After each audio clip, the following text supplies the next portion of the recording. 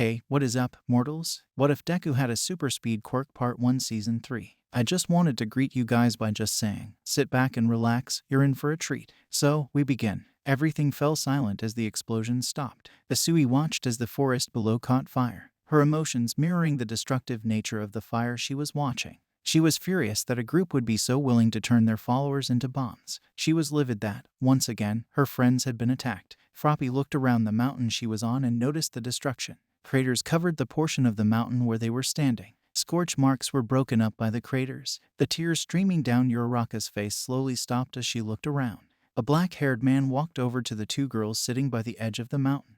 That girl you fought has a slim chance of survival. Uraraka, use your quirk on Midoriya, Aizawa tiredly said. Once we get back to UA, I'm going to have everyone hand in a report explaining what they think they need to improve on. Sir, do you know anyone who could teach me how to fight? Uraraka suddenly asked. What made you decide to become a combat hero? Eraserhead curiously asked with a yawn. I want to be a hero who saves people, Uraraka said in a sad tone of voice as she looked at the ground. This is the third time where my inability to fight became a burden on my friends, and I might have been able to save that girl if I had known how to fight. I see. In the meantime, ask Ojiro for help in that area while I see if I can find someone who can teach you martial arts, her teacher said as he smiled. When Midoriya wakes up, ask him what happened to his phone.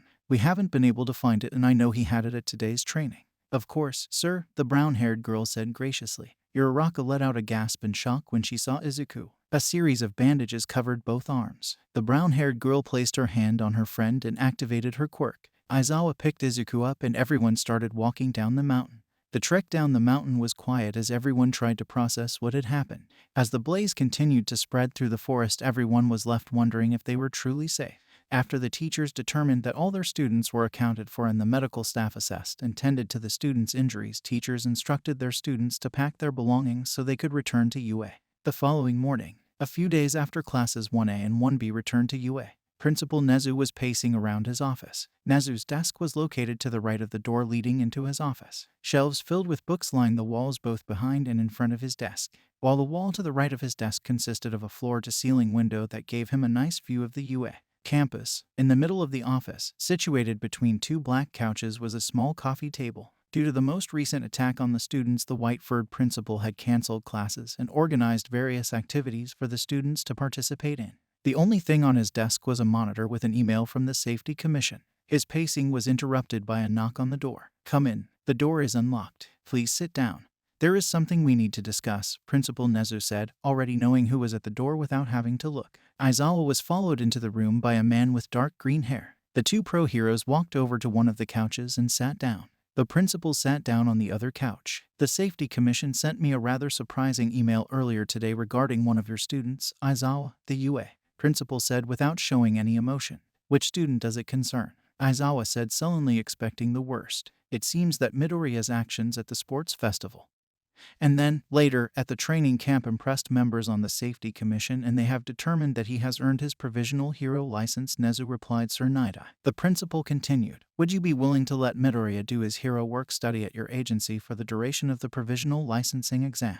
Based on what I have heard, Midoriya seems qualified, so I am willing to let him do his hero work study at my agency. I would like him to continue interning at my hero agency once the exam has been completed, Sir Nidai said. Aizawa, please send Midoriya to my office before you discuss the provisional license exam with your students tomorrow, Nezu requested. Then to Sir Nidai he added, I would like to discuss the logistics of protecting the test sites with you. If you don't mind, sir, I will be taking my leave then, Aizawa muttered, surprised by the news. You're free to go, Principal Nezu said absently. As Aizawa was exiting the office, he heard Nezu and Nidai discussing which test site was the most likely to be attacked. Walking back to the dormitory, Eraserhead contemplated how he would inform the class that Midoriya wouldn't be taking part in the exam, and his concern that having the top-ranked heroes in Japan overseeing the safety of the exam sites might actually place the students at greater risk of an attack by villains. The next day, Eraserhead had the class schedule for the next 2 weeks displayed on the board when the students entered the room. He was leaning against the wall looking at his phone while the students sat in their assigned seats in silence waiting for him to speak. Finally, Aizawa looked up and put his phone away. Midoriya, Principal Nezu would like to see you in his office. After your conversation with the principal, head over to Training Gym Gamma, Aizawa flatly said as he stepped away from the wall. Izuku looked at his teacher in surprise but picked up his bag and left the room. The rest of Wano was as confused as Midoriya by their teacher's announcement. After the door shut behind Midoriya, Aizawa began speaking. Under normal circumstances, the provisional license exam would consist of 2 parts. Normally, we would have you take the provisional license exam in your second year. However, you have all proven that you are ready, so we are giving you the opportunity to take the exam in your first year. The teacher began in a monotone voice. The Safety Commission deemed Part 1 of the exam inadequate to test the strength of young heroes, so they have dispensed with that part of the exam and have made the second part of the exam longer and more difficult.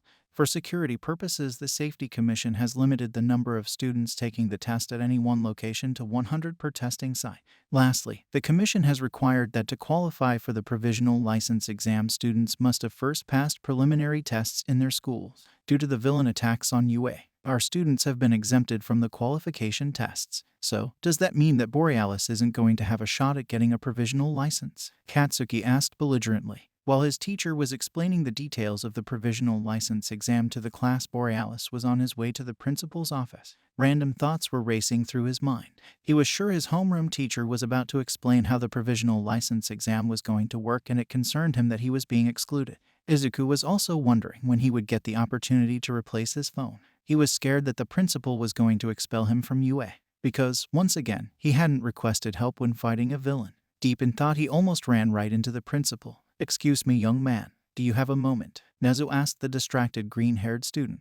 "I would like to explain why you won't be able to take the provisional license exam."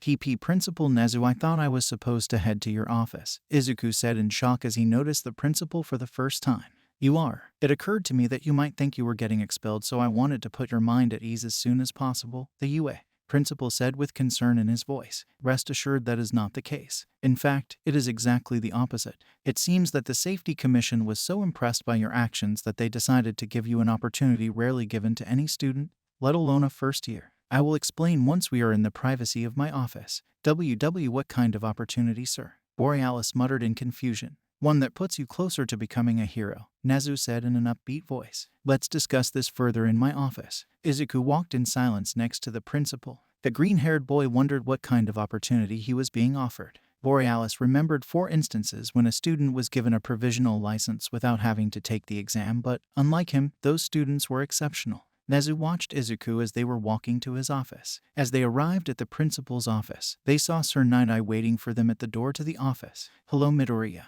I wasn't expecting to see you again so soon," Sir Night-Eye Kami said as the two approached. "I'm sorry to hear about what happened at the training camp." "Good. Now that everyone is here, let's discuss the opportunity," Nezu said as he opened the door to his office. "Midoriya, feel free to interrupt if you have any questions." "Thank you, sir," Izuku said with a puzzled expression as he entered the room. "Given the circumstances, it makes sense that you're not smiling," Sir Night-Eye said with a smile as he entered the room behind Izuku. "Well done. I heard about that kid you saved on the mountain. I'm impressed you were able to hold out long enough for help to arrive when you fought against Muscular." The principal was the last one to enter the room. As he did, he closed the door. Night-Eye took a seat on one of the couches and motioned for Izuku to sit on the other couch. Nezu sat down next to Sir Night-Eye and poured everyone a cup of tea. "As you probably suspect, Aizawa is currently discussing the provisional license exam with your class," the principal said pleasantly as he took a sip of tea. "In an email I received yesterday from the Safety Commission, I was informed that based on your actions during the attacks at the sports festival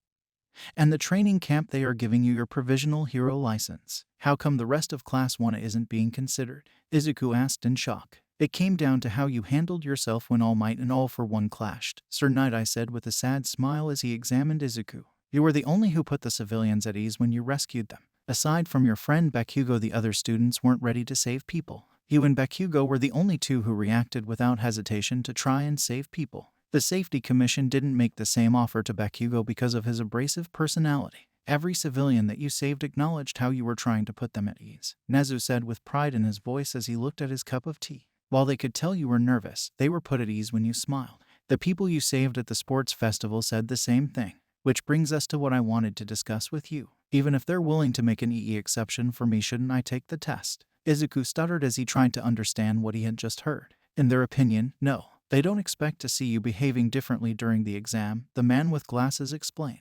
"What this means is that you will have to work harder to prove yourself worthy of this opportunity. Which brings me to your hero work study. Since you have your provisional license, you will need to decide which pro-hero agency you want to intern at," Nezu said as he took another sip of tea. "To make your life easier, Night-Eye and I agreed to offer you the opportunity to intern at his agency if you wanted to. I would appreciate that." When would I start, sir? Borealis asked excitedly. I will send you an email once I've worked it out with your teachers, Nine-Eye said. You will most likely start before the provisional license exam. If you have any additional questions, feel free to ask. What exactly is the hero work study? Izuku asked as he tried to process what was happening.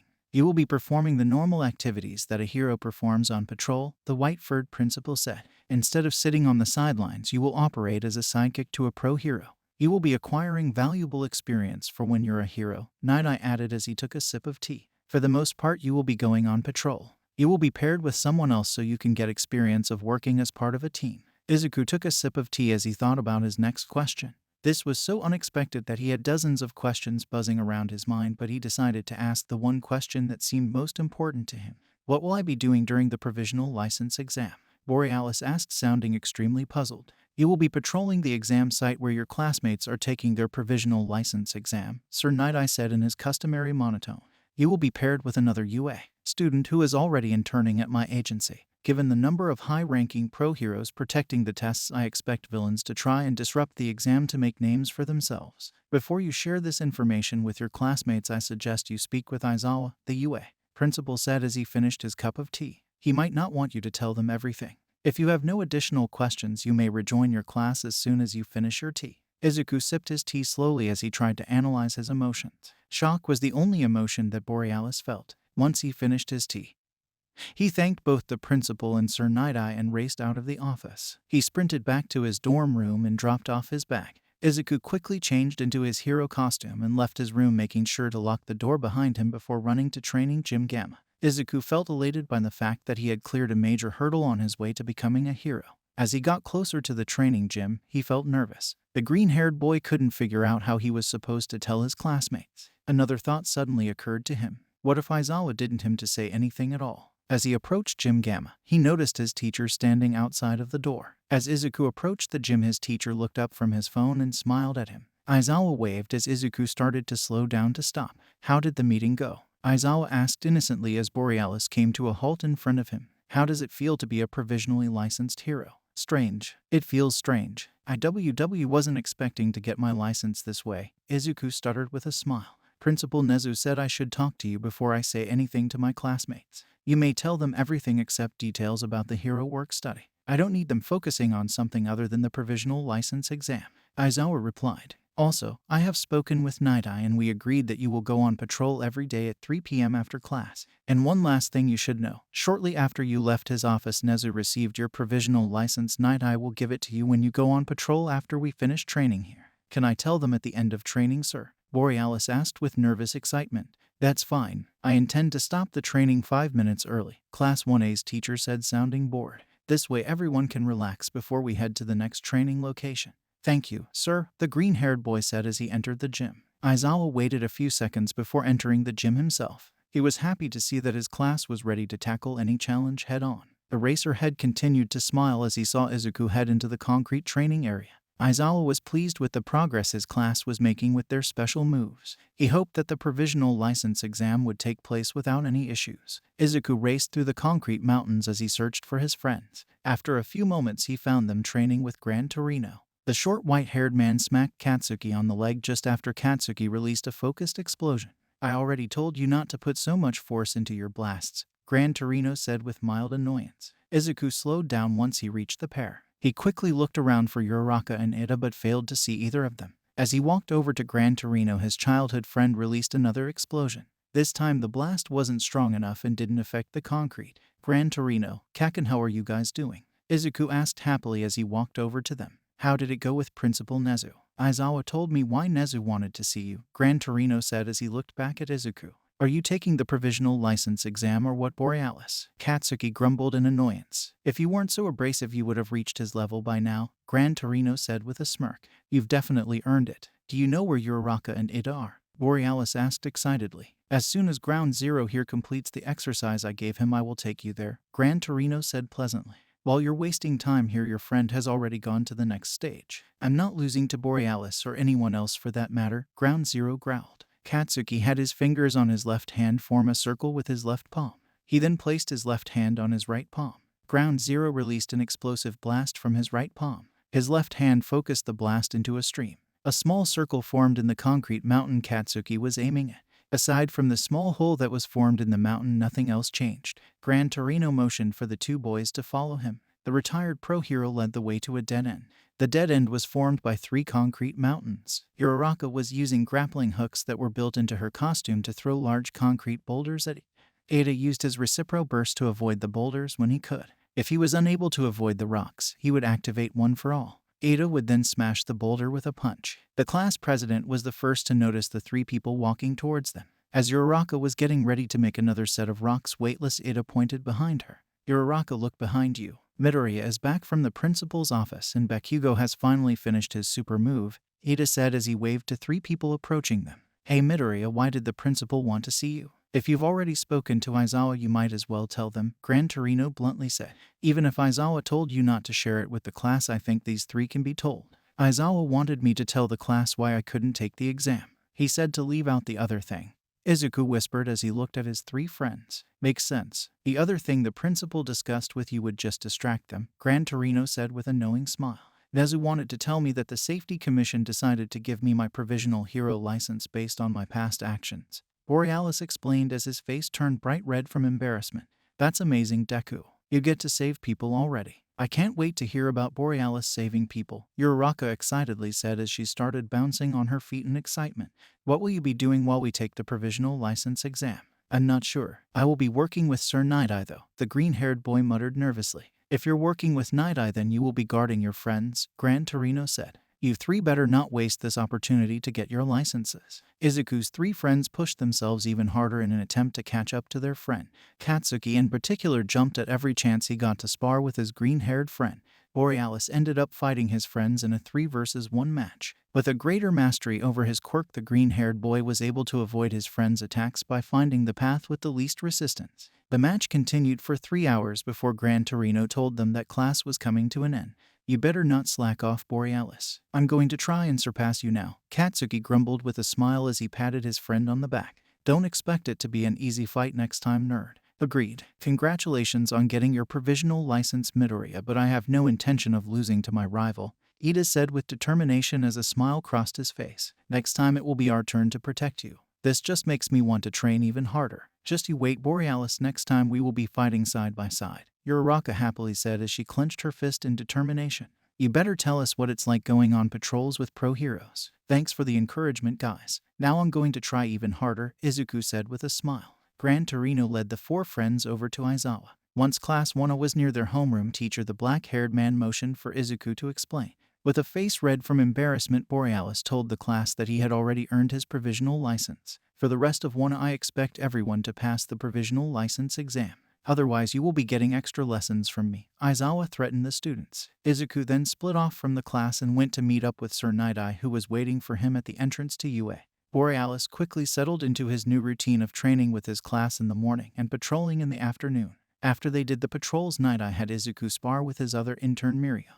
To make the fights harder, the pro hero had both interns wear weights on their arms and legs. Neither of them was allowed to use their quirks. The fights always started the same way. Borealis would race forward in an attempt to close the gap with Mirio, and Mirio would dodge to his left while throwing a right punch into Izuku's stomach. The green-haired boy would then move to his left. Mirio would then retaliate by rushing Izuku. Once the blonde-haired boy was close to Izuku, he would stop and swing his right elbow at his green-haired opponent.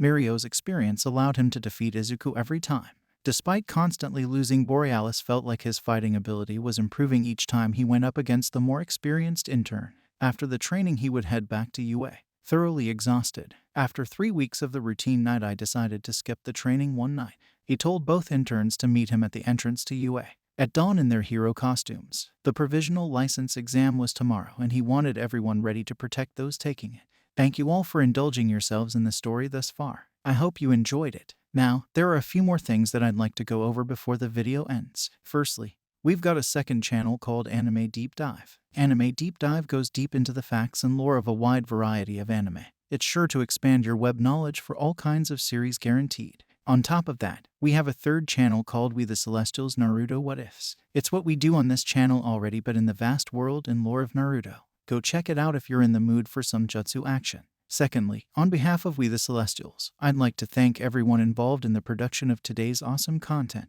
Their details will be in the description below. Lastly, if you're interested in what we do here at We the Celestials, then I would like to extend out an invitation to join the team. The only caveat being we only accept members 16 years and up to join our crew. You can sign up for whichever category fulfills your interests by joining the recruitment Discord using the link in the description below. Our Discord is an all-around fantastic place to be. Whether you're a fan or looking to join our band of misfits, we're always looking for members to join us. Well, that's it from us for today's video. So, thank you all for watching, and have a great day.